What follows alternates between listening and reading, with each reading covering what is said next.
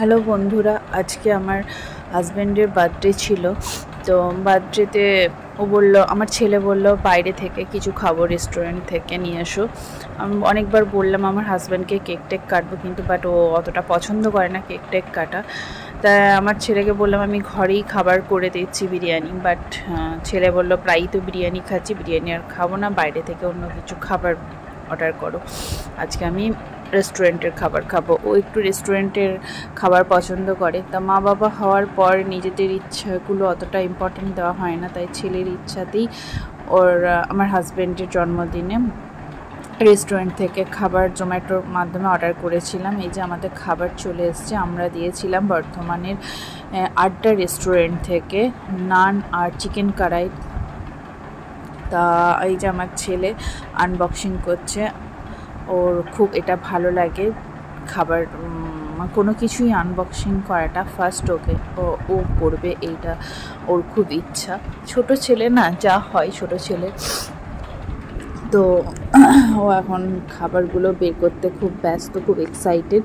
তা ও এমনিতেও খাবার খেয়ে বিভিন্ন রকম খাবার টেস্ট করতে খুব ভালোবাসে। তো ও ভাবছে যে ওই রেস্টুরেন্টে ফার্স্ট আমরা সেদিন অর্ডার করেছিলাম আমাদের বর্ধমানে ফুডিজ ক্লাবের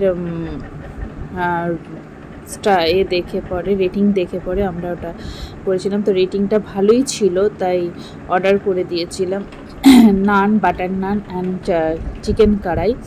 তো দেখি খুলে কীরকম হয়। প্যাকিংটা তো ভালোই ছিল, খুবই সুন্দর করে প্যাক করে দিয়েছিল। এই যে নানগুলো কত বড় দিয়েছে দেখি, না নানগুলো খুবই বড় দিয়েছে, যথেষ্ট বড় দিয়েছে। আমরা 5টা নান অর্ডার করেছিলাম। এই যে আমার ছেলে খুবই খুশি, চিকেন কড়াইটা আনবক্সিং করছে ও এখন একটু টেস্ট করে দেখবে কীরকম হচ্ছে।